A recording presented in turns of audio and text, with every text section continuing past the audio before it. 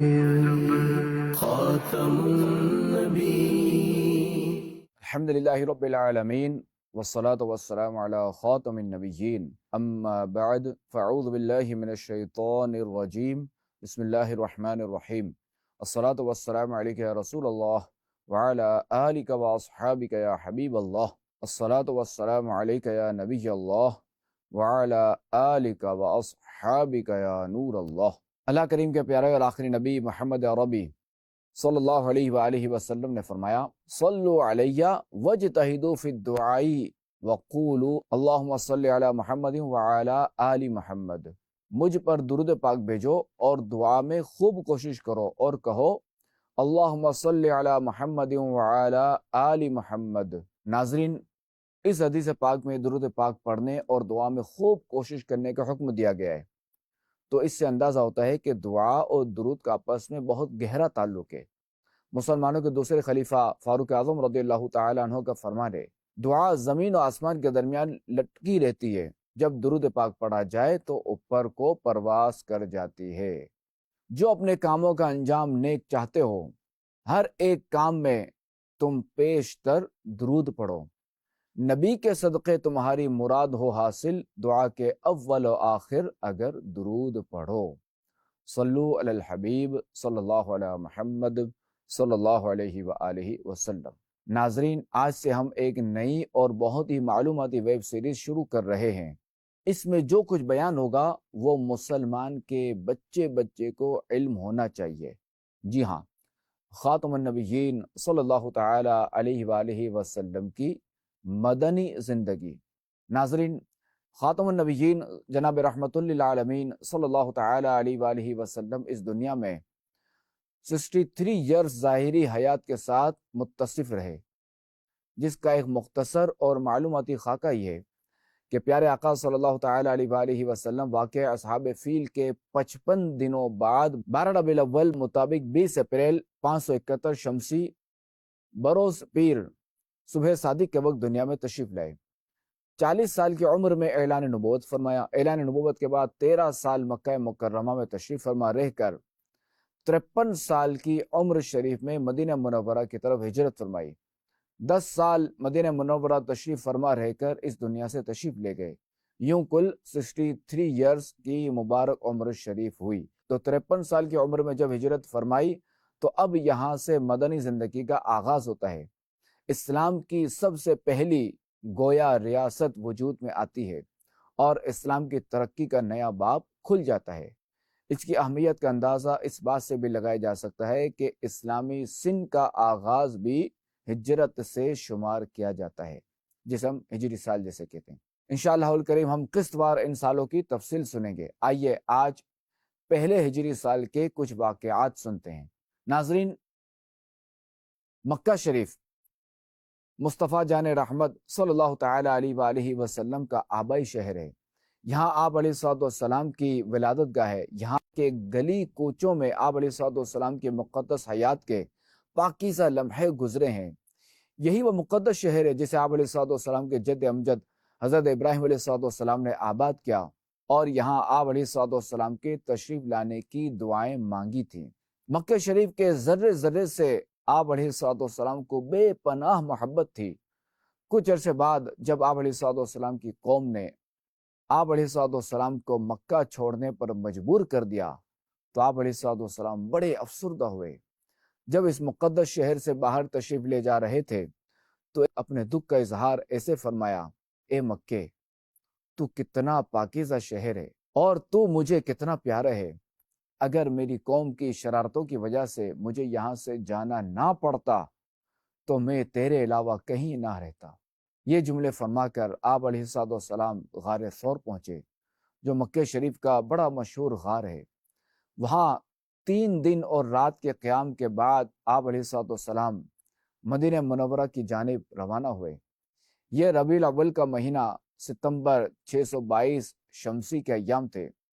جب آپ علیہ الصلوۃ والسلام مدینہ پاک کے نواحی علاقے قباء شریف میں تشریف لائے، مختلف روایت کے مطابق اللہ کریم کے آخری نبی علیہ الصلوۃ والسلام قباء شریف میں 3، 10، 14 یا 22 دن تک جلوہ افروز رہے۔ اسی دوران آپ علیہ الصلوۃ والسلام نے وہاں مسجد قباء کی بنیاد رکھی۔ مسجد کی تعمیر کے لیے وہاں کے سردار حضرت کلثوم بن ہدم رضی اللہ تعالیٰ عنہ نے اپنی ایک ایسی بنجر زمین پیش فرمائی جس میں وہ کھجوریں خشک کیا کرتے تھے، اور اس کی تعمیر میں بنفس نفیس یعنی خود بھی حصہ لیا، اور یہ اسلام کی پہلی مسجد ہے جو آپ علیہ الصلوۃ والسلام کے مبارک ہاتھوں سے تعمیر ہوئی۔ سبحان اللہ، سبحان اللہ۔ اس مسجد کی اہمیت کا اندازہ اس بات سے بھی لگایا جا سکتا ہے کہ اللہ کریم کے آخری نبی علیہ الصلوۃ والسلام نے فرمایا، مسجد قباء میں نماز پڑھنا عمرے کے برابر ہے۔ مسجد کی تعمیر کے بعد آپ علیہ الصلوۃ والسلام نے مدینہ شریف جانے کا ارادہ فرمایا۔ یہ جمعہ کی مبارک صبح تھی، ہر طرف اجالے ہی اجالے تھے، غلاموں کے چہرے نور ایمان سے جگمگا رہے تھے۔ حضرت انس رضی اللہ تعالی عنہ فرماتے ہیں، جس روز خاتم النبیین صلی اللہ تعالی علیہ وآلہ وسلم مدینے میں تشریف لائے، اضاء منہا کل شیء، تو آپ علیہ الصلوۃ والسلام کے نور سے مدینہ شریف کی ہر چیز چمک اٹھی، یعنی گویا کہ ہر طرف نور ہی نور تھا۔ اب جب یہ رحمت بھرا قافلہ بنی سالم بن عمرو بن عوف کے محلے میں پہنچا تو سورج ڈھل گیا اور جمعہ کی نماز کا وقت ہو گیا۔ وہیں نماز جمعہ ادا کرنے کا حکم ہوا۔ آج بھی اس مقام پر مسجد جمعہ کے نام سے ایک شاندار مسجد بنی ہوئی ہے۔ نماز کے بعد آپ علیہ الصلوۃ والسلام پھر اپنی سواری پر سوار ہوئے اور بنو نجار کی بچیوں نے آپ علیہ الصلوۃ والسلام کا اس طرح استقبال کیا، ان نغموں کے ساتھ، طلع البدر علینا من ثنیۃ الوداع وجب الشکر علینا ما دعا للہ داعی، ان مبارک نغموں سے ان بچیوں نے استقبال کیا۔ اونٹنی کی مہار ڈھیلی چھوڑ دی گئی اور ساتھ یہ ارشاد فرمایا، خلوا سبیلہا فانہا مأمورہ، یعنی میری اونٹنی کا راستہ چھوڑ دو، یہ حکم الہی کی پابند ہے۔ اونٹنی چلتے چلتے آپ علیہ الصلوۃ والسلام کے ننیال کے محلے بنو عدی بن نجار پہنچی تو اس کھلی جگہ پر بیٹھ گئی جہاں آج کل مسجد نبوی شریف ہے۔ پل بھر میں بنو نجار کی بچیاں آتی ہیں اور محو نغمہ سرائی ہوتی ہیں، نحن جوارن من بنی نجار یا حبذا محمد من جار، یعنی ہم بنو نجار کی لڑکیاں ہیں، حضرت محمد صلی اللہ علیہ وآلہ وسلم کیسے اچھے ہمسائے ہیں۔ ان کے محبت بھرے شعر سن کر آپ علیہ الصلوۃ والسلام نے ان سے پوچھا، کیا واقعی تم مجھ سے محبت کرتی ہو؟ عرض کی، جی ہاں یا رسول اللہ صلی اللہ تعالی علیہ وآلہ وسلم۔ تو رحمت عالم صلی اللہ علیہ وآلہ وسلم نے ارشاد فرمایا، باخدا میں بھی تم سے محبت کرتا ہوں، اور یہ جملہ 3 بار فرمایا۔ اونٹنی کے بیٹھنے کے بعد خاتم النبیین صلی اللہ تعالی علیہ وآلہ وسلم نے پوچھا کہ یہاں کس کا گھر قریب ہے؟ حضرت ابو ایوب انصاری رضی اللہ تعالی عنہ نے عرض کی، میرا گھر یہ رہا اس کا دروازہ۔ آپ علیہ الصلوۃ والسلام نے انہیں اپنی میزبانی کے لیے منتخب فرمایا۔ حضرت ابو ایوب انصاری رضی اللہ تعالی عنہ اپنے مقدر پر ناز کرتے آئے اور آپ علیہ الصلوۃ والسلام کا سامان لے گئے۔ سینکڑوں غلاموں کی موجودگی میں میزبانی رسول کا اعزاز ان کے حصے میں آیا۔ 7 مہینوں تک حضرت ابو ایوب انصاری رضی اللہ تعالی عنہ کا گھر رشک جنت بنا رہا کہ آپ علیہ الصلوۃ والسلام وہیں رہے۔ اس دوران انہوں نے آپ علیہ الصلوۃ والسلام کی خوب خدمت کی، کھانا بنا کر آپ کی بارگاہ میں بھیجتے اور آپ علیہ الصلوۃ والسلام حسب ضرورت تناول فرماتے، جو بچ جاتا حضرت ابو ایوب انصاری رضی اللہ تعالی عنہ اور ان کے گھر والے بڑے شوق سے کھاتے، بلکہ آپ علیہ الصلوۃ والسلام کی مبارک انگلیوں کے نشانات تلاش کر کے وہاں سے بطور تبرک لیتے۔ ہجرت کے پہلے ہی سال ایک عظیم کام یہ بھی انجام پایا کہ اب اسلام کی دوسری مسجد کی تعمیر ہوئی۔